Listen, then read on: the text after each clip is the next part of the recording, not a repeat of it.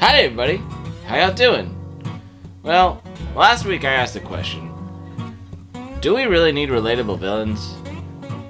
And after pondering about it for a little while, I really do think, and I'm going to stick with this, that I believe having a understandable or believable villain is way more important than having a relatable villain. Now let's break this down a little bit, right?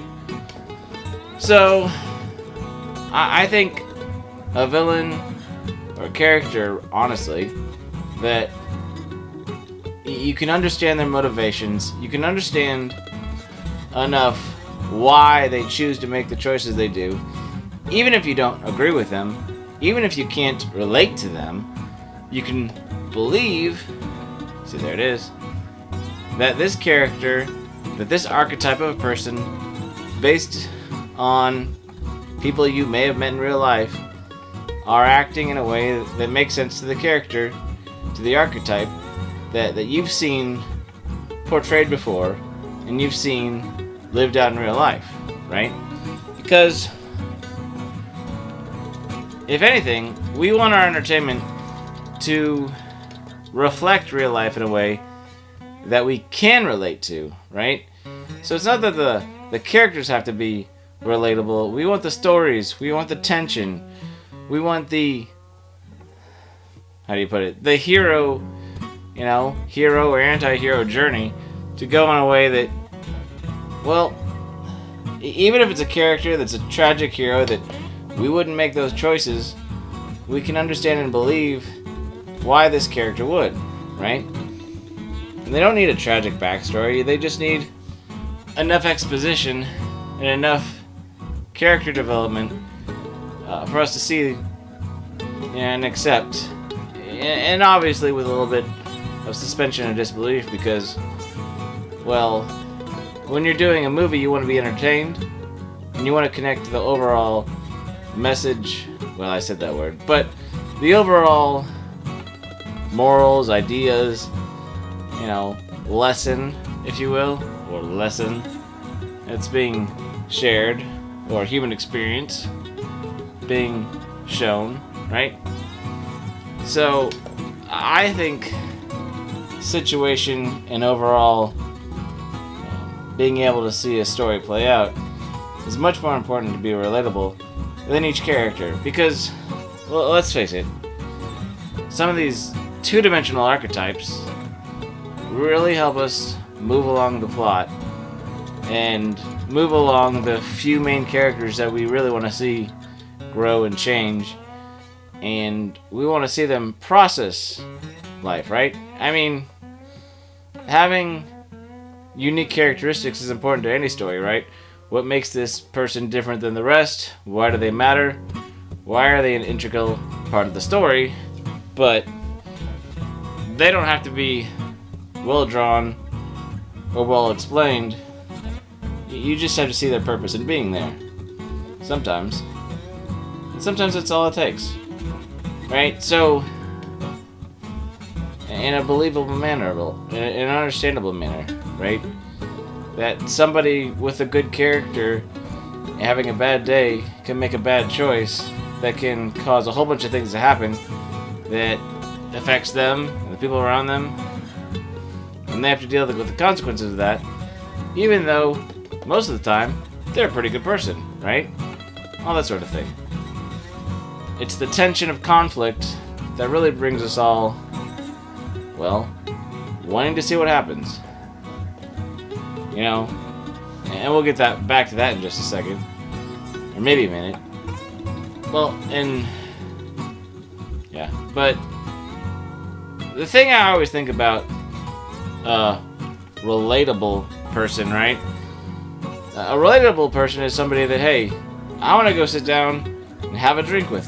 Whether it be a coffee, whether it be an adult beverage, or if you're Drunkwaddle, it might be somewhere between Crown and a shot of maple syrup, right? You know what I mean. It's the natural drinks he deals with. So, but a relatable person, character, is somebody you want to hang out with. somebody you want to get to know, somebody you want to get comfortable with. I don't want to get comfortable with a villain. I don't want to be necessarily comfortable with all the heroes either. Sometimes a character that inspires you to become something, or in the case of a villain, to react to something, enough of a belief and choice that causes you to want to react in your own way. You know? Like I would want to be on that hero's team, right? Or, man, if I had to deal with somebody, a villain like that in my life, well, this is how I would want to react, and, well, I wouldn't let that stand, you know?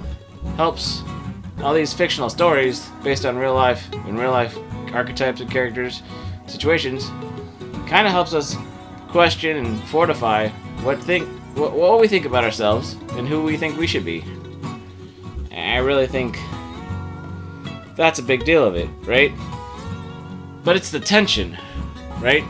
It's exploring, and in so many of the stories that we've come to love, is resolving the conflict or the tension.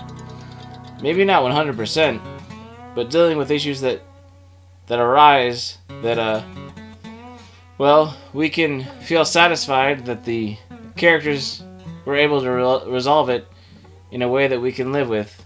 Or, sometimes a story is watching characters do terrible things and make bad choices, and kind of turns out like a cautionary tale, right?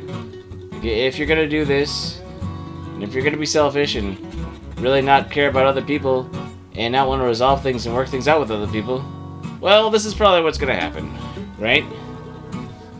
And no, I'm not intentionally talking about all the YouTube drama that seems to pop up every few months, or some of the drama that's ongoing that, you know, just like every other part of your life, on media, social media, and the news, you feel like you have to take a side.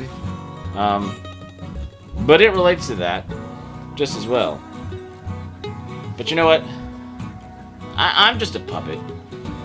I'm here to, well, talk about things in a relatable way, but I'm surreal, right? I'm not trying to make a one-to-one comparison or ratio to the world around us, or the exact situations that, well, maybe you felt like you've had to pick a side on.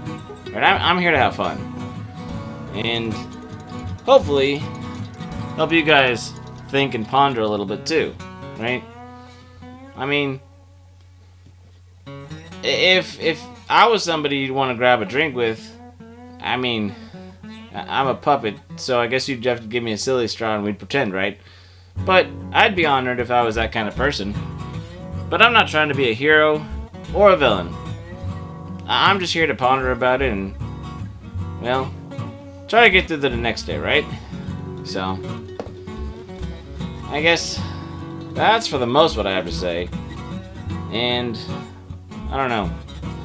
I hope all you guys out there are still having fun, remembering how to have fun, and, well, taking all this stuff with a grain of salt. Because at the end of the day, you get to decide who you listen to, whose voices matter. And just like a relatable or unrelatable or unbelievable villain, you get to decide how you respond to them. Now, are they a big fish? Are they a small fish in a big pond? I don't know. But you get to choose how you react, move on, and if you can, rise above it. Since I don't have any wings, I'm grounded for life, so I'm just gonna have to do my best from down here. Well, if you guys have any thoughts about relatability, believability, or understandability, well, put them down in the comments below. And I'm gonna be going on and being an awkward and hopefully not too misunderstood penguin.